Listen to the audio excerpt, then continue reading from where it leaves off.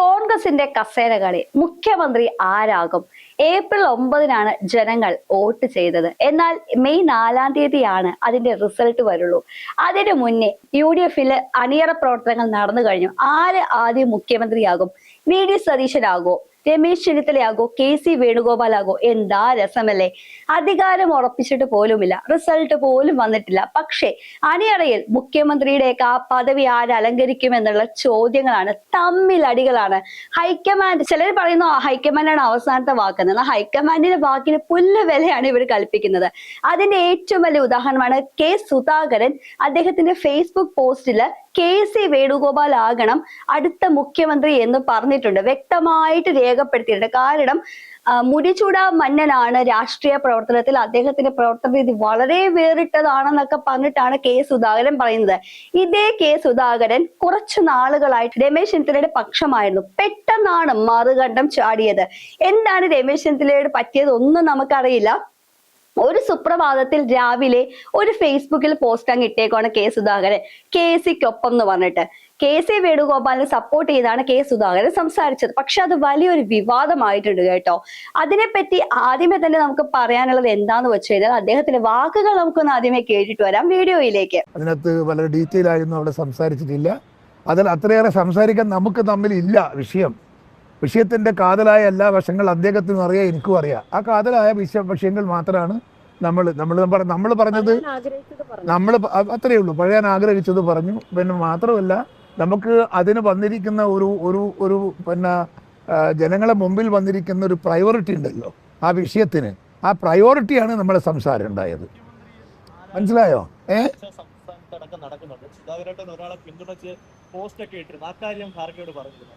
ഖാർഗെയോട് പറഞ്ഞിരുന്നു. അത് ഞാൻ അദ്ദേഹത്തോട് പറഞ്ഞിരുന്നു. ഞാൻ നേരത്തെ ഇങ്ങനെ പറഞ്ഞിട്ടുണ്ട്. അത് പറഞ്ഞത് അദ്ദേഹത്തിന്റെ ഭരണപരമായ എക്സ്പീരിയൻസ് നോക്കിയിട്ടാണ്, മറ്റൊരു കാര്യത്തിനല്ല എന്ന് പറഞ്ഞിട്ടുണ്ട്. ഇതിനെ കുറിച്ച് മുരളീധരൻ എന്താണ് പറയാനുള്ളതെന്ന് നമുക്ക് കേൾക്കണ്ടേ? കാരണം അദ്ദേഹം തന്നെ പറയുന്നുണ്ട്, രാഹുൽ ഗാന്ധി ഒരു പരാമർശം നടത്തിയിട്ടുണ്ടായിരുന്നു. എന്താണെന്നറിയോ? ഈ ഗ്രൂപ്പ് ഡാൻസ്, അതായത് സംഘനൃത്തം നടത്തുമ്പോഴേ കളിക്കുമ്പോൾ ഒരാൾ മാത്രം ഒറ്റയ്ക്ക് സിംഗിൾ ഡാൻസ് കളിച്ചു കഴിഞ്ഞാൽ പരമ ബോറായി പോകും. സത്യത്തിൽ അത് പറഞ്ഞത് സംഘനൃത്തത്തെ പറ്റിയാണെങ്കിലും കൊണ്ടത് കേരളത്തിലെ മുഖ്യമന്ത്രി പദം സ്വപ്നം കണ്ട് ജീവിക്കുന്ന കുറച്ചാളുകൾക്കിട്ട് നല്ലൊരു കൊട്ടാണ് ഇൻഡയറക്റ്റ് ആയിട്ട് രാഹുൽ ഗാന്ധി, അതായത് പ്രതിപക്ഷ നേതാവ് രാഹുൽ ഗാന്ധി കൊട്ടിയത്. പക്ഷെ ഇപ്പോഴും അതിന്റെ ഒന്നും അർത്ഥം പലർക്കും മനസ്സിലായിട്ടില്ല. VD സതീശന് മുഖ്യമന്ത്രി സ്ഥാനം സ്വപ്നം കാണുന്നു, രമേശ് ചെന്നിത്തല സ്വപ്നം കാണുന്നു, പിന്നെ അതേപോലെ തന്നെ KC വേണുഗോപാൽ സ്വപ്നം കാണുന്നു. KC വേണുഗോപാൽ പരസ്യമായിട്ട് പറഞ്ഞിട്ടുണ്ട്, എനിക്ക് അങ്ങനെ സ്ഥാനം അലങ്കരിക്കാൻ വലിയ മോഹമില്ല, പക്ഷേ എല്ലാരും കൂടി എന്നെ ഒന്ന് ശരിക്കും നിർബന്ധിച്ചാ വേണമെങ്കിൽ ഞാനൊന്നാകാം എന്ന മട്ടിലാണ് പുള്ളിക്കാരന്റെ സംസാരം. ശരിക്കും പറഞ്ഞു കഴിഞ്ഞാൽ കേരളത്തിൽ കോൺഗ്രസ് അധികാരത്തിൽ വന്നാൽ കോൺഗ്രസ് നേരിടാൻ പോകുന്ന ഏറ്റവും വലിയ പ്രതിസന്ധി എന്താണെന്ന് അറിയോ? ആര് മുഖ്യമന്ത്രിയാകും, അതുപോലെ മറ്റു മന്ത്രിമാർ ആരൊക്കെയാകും, ഏത് ലീഗിന് കൊടുക്കുമോ അതോ ബാക്കിയുള്ളവർക്ക് കൊടുക്കുമോ എന്നുള്ളൊരു തമ്മിലടിയാണ്. കോൺഗ്രസിന്റെ തീരാശാപം എന്ന് പറയാണ് ഈ ആർത്തി പണ്ടാരങ്ങളാണ് കോൺഗ്രസിലുള്ളവർ മൊത്തം. കാരണം എന്ന് വെച്ച് കഴിഞ്ഞാൽ ആർക്കും ഒരു തൃപ്തി വരത്തില്ല. എല്ലാവർക്കും വേണ്ടത് അധികാരമാണ്, അധികാര മോഹമാണ് എല്ലാവർക്കും വേണ്ടത്. ആ അധികാര മോഹത്തിന് വേണ്ടിയിട്ടാണ് തമ്മിലടി കൂടുന്നത്. അല്ലെങ്കിൽ നിങ്ങളൊന്ന് ആലോചിച്ച് നോക്കൂ, ഏപ്രിൽ 9-ാം തീയതി വോട്ട് രേഖപ്പെടുത്തി മെയ് 4-ാം തീയതി വരെ റിസൾട്ട് അറിയാനുള്ള ഒരു ക്ഷമ ഇവർക്കില്ല. അതിന് മുന്നേ തന്നെ എനിക്കിതാകണം, ഞാൻ ഇന്നതാകും, ഞാൻ ഇന്നൊരാളെ പിന്തുണയ്ക്കുന്നു. ഇനിയിപ്പോ നമുക്ക് VD സതീശന്റെ കാര്യത്തിലേക്ക് വരാം. നമ്മുടെ എറണാകുളത്തെ സ്ഥാനാർത്ഥി, UDF സ്ഥാനാർത്ഥിയായ മുഹമ്മദ് ഷിയാസ് ഒരു വാചകം പറഞ്ഞിട്ടുണ്ടായിരുന്നു. അതായത് ഞങ്ങളുടെ എറണാകുളംകാരുടെ ഒരു സ്വപ്നമാണ് എറണാകുളത്ത് നിന്നൊരു മുഖ്യമന്ത്രി ആകണം, ഞാൻ VD സതീശനെ പിന്തുണയ്ക്കുന്നു എന്നാണ് മുഹമ്മദ് ഷിയാസ് പറഞ്ഞത്. നമുക്ക് ആ വാക്കുകൾ ഒന്ന് കേട്ടിട്ട് വരാം വീഡിയോയിലേക്ക്. തെരഞ്ഞെടുപ്പിൽ പാർട്ടിയെ മുന്നിൽ നിന്ന് നയിച്ചത് VD സതീശനാണ്. അദ്ദേഹത്തിന്റെ പ്ലാനിങ്ങും അതോടെ തന്നെ അദ്ദേഹം നടത്തിയിട്ടുള്ള പ്രവർത്തനങ്ങളൊക്കെ വലിയ ഘടകമാണ്.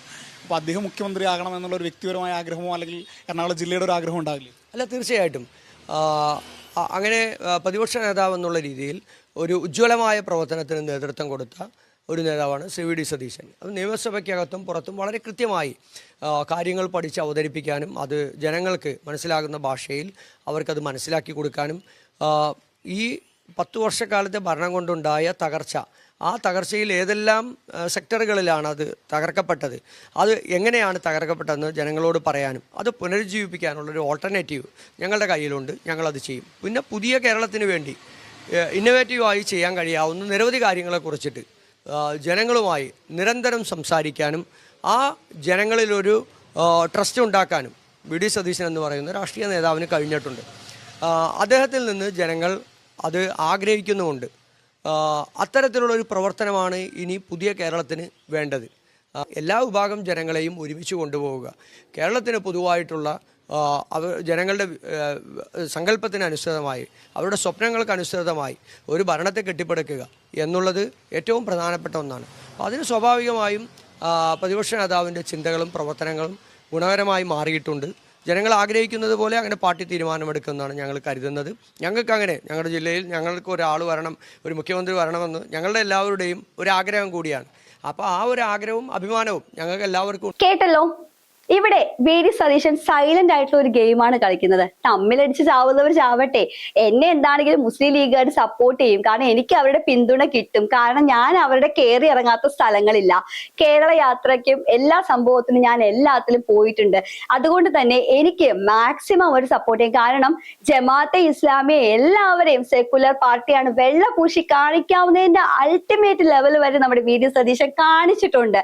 കാരണം 2047 മുസ്ലിം രാഷ്ട്രമാകുമെന്ന് പറഞ്ഞവരാണ് ഈ ജമാഅത്തെ ഇസ്ലാമിക്കാർ. പക്ഷെ ഏതോ ഒരു കുറച്ച് മാസങ്ങൾക്ക് മുന്നേ ജമാഅത്തെ ഇസ്ലാമിനെ നല്ലൊരു ക്ലീൻ സർട്ടിഫിക്കറ്റ് കൊടുത്തിരിക്കുകയാണ്. അവരിപ്പോ അങ്ങനെയൊന്നും ജമാഅത്തെ ഇസ്ലാമിക്കാരൊന്നും മതരാഷ്ട്രമായിട്ട് പറയണമൊന്നുമില്ല എന്നാണ് പറയുന്നത്. നമുക്ക് ആ വീഡിയോ ഒന്ന് കണ്ടിട്ട് വരാം. വീഡിയോയിലേക്ക്. ജമാഅത്തെ ഇസ്ലാമി ഒരു മതരാഷ്ട്രവാദമുള്ള സംഘടനയാണല്ലോ? അല്ലല്ലോ, ഞങ്ങൾ പറഞ്ഞിട്ടില്ലല്ലോ അവര് വർഗീയ ശക്തികളാണെന്ന്. അവര് CPM-നെ പിന്തുണയ്ക്കുന്ന സമയത്ത് ഞങ്ങൾ പറഞ്ഞിട്ടുണ്ടോ അവര് വർഗീയ ശക്തികളാണെന്ന്? ഞങ്ങൾ പറഞ്ഞിട്ടുണ്ടോ? അവര് പിന്തുണയ്ക്കുന്നു. ജമാഅത്തെ ഇസ്ലാമിയുടെ അടിസ്ഥാന ആശയം ഒരു മതരാഷ്ട്രവാദമാണല്ലോ അവരുടെ അടിസ്ഥാന ആശയം എന്ന് പറയുന്നത് തന്നെ. അല്ലല്ല, അത് CPM-ന് പിന്തുണ കൊടുത്തപ്പോ അതുണ്ടായിരുന്നില്ല. അവര് ആ വാദമൊന്നും അവര് ഇല്ല. അങ്ങനത്തെ ഒരു മതരാഷ്ട്രവാദം അവരിപ്പോ ഉന്നയിക്കുന്നില്ല. അവർ ഒരുപാട് മാറ്റങ്ങൾ അവരുടെ സമീപനത്തിൽ വരുത്തിയിട്ടുണ്ട്. പൊളിറ്റിക്കലായിട്ടാണ് പിന്തുണ കൊടുത്തിരിക്കുന്നത്. കോൺഗ്രസിനാണ്, UDF-നാണ് അവർ പിന്തുണ കൊടുത്തിരിക്കുന്നത് കേരളത്തിൽ. കേട്ടല്ലോ. അപ്പോൾ നല്ലോണം വെളുപ്പിക്കേണ്ടവര് വെളുപ്പിച്ച് സുഖമായിട്ട് ഒരു മൂലയ്ക്ക് അടങ്ങി ഒതുങ്ങി നിന്ന മനുഷ്യനെ വെറുതെ മുഹമ്മദ് ഷിയാസ് വലിച്ചിടേണ്ട വല്ല കാര്യമുണ്ടോ? ആക്ച്വലി ഇവർക്കെല്ലാം മുഖ്യമന്ത്രി എന്നൊരു പദത്തിന് വലിയൊരു മോഹമുണ്ട്. അതിന്റെ ഉദാഹരണമാണ് ഈ കിടന്ന് കാട്ടിക്കൂട്ടുന്നതെല്ലാം. പിന്നെ KC വേണുഗോപാൽ എന്തോ വലിയ സംഭവമാണ് എന്ന് പറഞ്ഞ് ഉചിതമായ തീരുമാനമെടുക്കാൻ അദ്ദേഹം ഭയങ്കര പ്രഗത്ഭനാണ്, രാഷ്ട്രീയത്തിലെ മുടിചൂടാ മന്നനാണെന്ന് പറഞ്ഞ് ഇത്രയും നാളില്ലാത്ത സ്നേഹം സുധാകരൻ KC വേണുഗോപാലിന് കാണിച്ചിട്ടുണ്ടെങ്കിൽ എനിക്ക് KC വേണുഗോപാലിനോട് ചോദിക്കേണ്ട ഒരൊറ്റ കാര്യമാണ്. ബംഗ്ലാദേശിലെ ഹിന്ദു ന്യൂനപക്ഷ വേട്ട നടന്നു കഴിഞ്ഞപ്പോൾ അവിടുത്തെ ന്യൂനപക്ഷങ്ങൾ എന്ന് പറയുന്നത് ഹിന്ദുക്കളാണ്. ഹിന്ദു ന്യൂനപക്ഷ വേട്ട നടന്നപ്പോൾ അതിനെക്കുറിച്ച് ദില്ലിയിൽ നടന്ന ഒരു പ്രസ് മീറ്റില് ജയറാം രമേശും KC വേണുഗോപാലും ഉൾപ്പെടെയുള്ളവർ നയിച്ച ഒരു പ്രസ് മീറ്റില് ഒരു ക്വസ്റ്റ്യൻ ഒരു മാധ്യമ പ്രവർത്തകൻ ചോദിച്ചു. ഈ ബംഗ്ലാദേശിലെ ന്യൂനപക്ഷ വേട്ടയെക്കുറിച്ച് എന്താണ് നിങ്ങളുടെ അഭിപ്രായം എന്ന് ചോദിച്ചപ്പോൾ യാതൊരു അഭിപ്രായം പറയാതെ പ്രസ് മീറ്റ് അവസാനിച്ച് ഇറങ്ങി പോവുകയാണ് ഈ സുധാകരൻ പറഞ്ഞ പ്രഗത്ഭനും മുടിചൂടാ മന്നനുമായ KC വേണുഗോപാൽ ചെയ്തത്. ये सबकी तरफ से ये सबकी तरफ इधर अल्पसंख्यक हिंदुओं पर अत्याचार हो रहा है बांग्लादेश में सर, अल्पसंख्यक हिंदुओं पर अत्याचार हो रहा है. എന്താണ് KC വേണുഗോപാലിന് ഉത്തരം പറയാനില്ലാത്തത്? കാരണം പറയില്ല. ഇവരുടെയൊക്കെ വോട്ട് ബാങ്ക് എന്ന് പറയുന്ന ജമാഅത്തെ ഇസ്ലാമിയെ പോലുള്ള SDP പോലുള്ള സംഘടനകളാണ്. ആ സംഘടനകളെ തീർത്തും എതിർത്ത് സംസാരിക്കാൻ പോയിട്ട് നേരെ നിന്ന് തുറിച്ചു നോക്കാൻ പോലും ധൈര്യമില്ലാത്തവരാണ് ഇന്നത്തെ കോൺഗ്രസ്സുകാർ. അങ്ങനെയുള്ളവർ ഇങ്ങനെ തമ്മിലടിച്ച് ചാകാരേ ഇവർക്കൊക്കെ നിവർത്തിയുള്ളൂ. ഭരണം മാറുമോ ഇല്ലയോ എന്ന് പോലും ഇവിടെ സംശയമാണ്. പിണറായി വിജയനാണെങ്കിൽ 3.0യിലേക്ക് കടക്കാൻ നിൽക്കുകയാണ്, മനക്കോട്ട കെട്ടുകയാണ്. ഇവിടെ കോൺഗ്രസ്സുകാര് ആരാര് മുഖ്യമന്ത്രിയാകും എന്നൊക്കെ പറഞ്ഞ് തമ്മിലടിയാണ്. ശരിക്കും പറഞ്ഞു കഴിഞ്ഞാൽ ഏറ്റവും വലിയ കോമഡിയാണ് ഇപ്പോൾ കേരളത്തിൽ നടന്നുകൊണ്ടിരിക്കുന്നത്. കാരണം റിസൾട്ട് വരുന്നതിന് മുമ്പേ ആരാര് എന്ത് അലങ്കരിക്കും എന്നുള്ള രീതിയിലാണ്. ശരിക്കും പറഞ്ഞാൽ ഇവർ ഇത്രയൊക്കെ ആലോചിച്ച് വെച്ച് അവസാനം ഇവർ തോറ്റുപോയാൽ ഇവർ എന്ത് ചെയ്യും? എന്റെ ക്വസ്റ്റ്യൻ അതാണ്, തോറ്റുപോയാൽ ഇവർ എന്ത് ചെയ്യും? ഇനി മറ്റൊരു കാര്യം എന്താന്ന് വെച്ചാൽ ലീഗിന് ഇത് ശരിക്കും അതിർത്തിയുണ്ട് കേട്ടോ. ഈ മുഖ്യമന്ത്രി ഈ ഒരു കലഹമൊക്കെ മുഖ്യമന്ത്രിയെ ചൊല്ലി അല്ലെങ്കിൽ മുഖ്യമന്ത്രി പദവിയെ ചൊല്ലിയുള്ള ഈ ഒരു കലഹമൊക്കെ ഉണ്ടല്ലോ, ഈ പബ്ലിക് ആയിട്ട് നടക്കുമ്പോൾ ജനങ്ങൾ നിങ്ങളെ എങ്ങനെയൊക്കെയാണ് വിലയിരുത്തുക എന്നുള്ള വലിയ ഒരു ആശയക്കുഴപ്പത്തിലാണ് ഇപ്പോൾ ലീഗ് നിൽക്കുന്നത്. കാരണം PMO സലീം എന്ന് പറഞ്ഞ ഒരു വ്യക്തി അദ്ദേഹത്തിന്റെ വളരെ അതായിട്ടുള്ള ഒരു നീറ്റിൽ മനസ്സിൽ പ്രകടിപ്പിച്ചിട്ടുണ്ട് മാധ്യമങ്ങൾക്ക് മുന്നിൽ. നമുക്ക് ആ വീഡിയോ ഒന്ന് കണ്ടിട്ട് വരാം. വീഡിയോയിലേക്ക്. ചർച്ച പുറത്തു വരുന്നത് പൊതുസമൂഹത്തിൽ വിടുന്നത് ശരിയല്ല, ഒരു ഉചിതമായ നടപടിയല്ല എന്ന് മുസ്ലിം ലീഗ് ഉറച്ചു വിശ്വസിക്കാം. കാരണം ഇതിനു വേണ്ടി ഈ കൊടും ചൂടത്ത് വെയിൽ കൊണ്ട ഒരുപാട് പ്രവർത്തകരുണ്ട്. ലക്ഷക്കണക്കിന് UDFന്റെ പ്രവർത്തകർ ചെയ്ത മഹാത്യാഗമുണ്ട്. ആ ത്യാഗത്തിനെ വിസ്മരിക്കലാണ് ഇതൊരു തർക്കത്തിലേക്ക് പൊതുരംഗത്തേക്ക് കൊണ്ടുവരിക എന്നത്.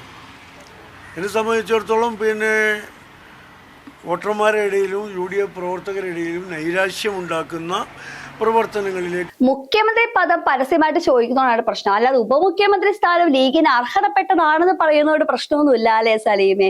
എന്തൊക്കെയാണ് ഈ നാട്ടിൽ നടക്കുന്നത്? നിങ്ങളാണെങ്കിലോ ലീഗുകാരാണെങ്കിലോ ഉപമുഖ്യമന്ത്രി പദം ചോദിച്ചിരിക്കുന്നത്. അപ്പൊ നിങ്ങൾക്ക് ഉപമുഖ്യമന്ത്രി പദം ചോദിക്കാമെങ്കിൽ ഈ ഇവിടെയുള്ള സീനിയർ ആയിട്ടുള്ള ഈ 3 നേതാക്കന്മാർക്ക് മുഖ്യമന്ത്രി പദം ആലോചിച്ചൂടെ, ചോദിച്ചൂടെ? എന്ത് വർത്തമാനമാണ് പറയുന്നത്? ഇനി ഇത് ഇവരൊന്നും അല്ലാതെ നിങ്ങളുടെ ആരെങ്കിലും പെട്ട ആൾക്കാരെ മുഖ്യമന്ത്രിയാക്കാൻ നിങ്ങൾക്ക് വേറെ പ്ലാനും ഉണ്ടോ? ഇനി അതുകൊണ്ടാണോ ഈ പേരുകളൊക്കെ കേൾക്കുമ്പോൾ ഒരു വല്ലാത്തൊരു അസഹിഷ്ണുത തോന്നുന്നതാണ് ഇപ്പോൾ നമുക്ക് അറിയാൻ പാടില്ലാത്തത്. എന്താണെങ്കിലും കേരള രാഷ്ട്രീയം കേരള യുദ്ധമായിട്ട് മാറിയിരിക്കുകയാണ്. കോൺഗ്രസിന്റെ കാര്യം നമുക്ക് കേട്ട് കഴിഞ്ഞാൽ തന്നെ ചിരിയാണ് വരിക. ഇവരെയൊക്കെ കളിയാക്കിക്കൊണ്ടാണ് രാഹുൽ ഗാന്ധി ഹൈക്കമാൻഡിന്റെ തീരുമാനത്തിൽ നിങ്ങൾ വില കൽപ്പിക്കണം, സംഘനൃത്തം കളിക്കുമ്പോൾ ഒരാൾ സിംഗിൾ ഡാൻസ് കളിച്ചാൽ എങ്ങനെ ഇരിക്കും? ശരിയാണ്. ഇത്രയും പേര് മുഖ്യമന്ത്രി പദം അലങ്കരിക്കാൻ വേണ്ടിയിട്ട് മനക്കോട്ട കെട്ടുമ്പോൾ അതിൽ ഒരാൾ മാത്രം, K. സുധാകരൻ മാത്രം മറ്റൊരാളെ ഇങ്ങനെ പരസ്യമായിട്ട് സപ്പോർട്ട് ചെയ്ത് സംസാരിച്ചാൽ ബാക്കിയുള്ളവർക്ക് എന്തൊരു വിഷമാകും അല്ലെ? നന്നായി ബാറ്റ് ചെയ്തുകൊണ്ടിരിക്കുമ്പോൾ റൺഔട്ട് അയക്കാൻ എന്ത് സങ്കടമായിരിക്കും. അതേ അവസ്ഥ തന്നെയാണ് ഇപ്പോൾ നടന്നുകൊണ്ടിരിക്കുന്നത്. നമ്മുടെ കേരള രാഷ്ട്രീയത്തിലെ പോക്ക് എങ്ങനെയാണ്, ട്രെൻഡ് എങ്ങനെയാണെന്ന് പോലും അറിയില്ല. UDF അധികാരത്തിൽ വരുമോ, LDF അധികാരത്തിൽ വരും, ഇനി BJP, ഇനി തൂക്കു മന്ത്രിസഭ വരുമോ എന്ന് പോലും അറിയില്ല. ആർക്കാർക്ക് ഭൂരിപക്ഷം കിട്ടുമെന്ന് പോലും അറിയാത്ത ഈ ഒരു സ്ഥിതിക്ക് കേരളത്തിലെ ട്രെൻഡ് എപ്പോഴും മാറിക്കൊണ്ടിരിക്കുക, കേരള രാഷ്ട്രീയം എപ്പോഴും മാറിക്കൊണ്ടിരിക്കുകയാണ്. ആ മാറുന്ന ട്രെൻഡ് അനുസരിച്ച് തൂക്കു മന്ത്രിസഭ വരുമെന്ന് ഒരു വിഭാഗം പറയുന്നു. എല്ലാ രാഷ്ട്രീയ പാർട്ടിക്കാരും വലിയ കോൺഫിഡൻസിലാണ്. UDF ആണെങ്കിൽ പറയുന്നു 100 സീറ്റെങ്കിലും ഞങ്ങൾക്ക് കിട്ടും, ഏറ്റവും കൂടുതൽ കിട്ടും, മാക്സിമം ഞങ്ങൾ എഫേർട്ട് ഇട്ടിട്ടുണ്ടെന്നൊക്കെയാണ് പറയുന്നത്.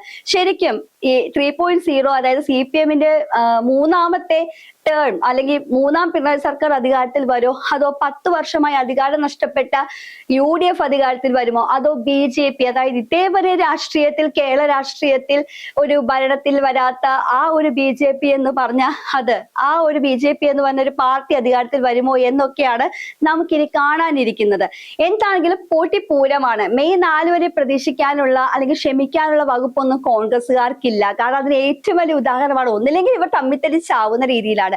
ഇവരുടെ ഈ അടികടപ്പാണ് ഇടത്തിനെയും അങ്ങോട്ട് ഹൈക്കമാൻഡ് ഡൽഹിയിലേക്ക് വിളിച്ചിട്ടുണ്ട്.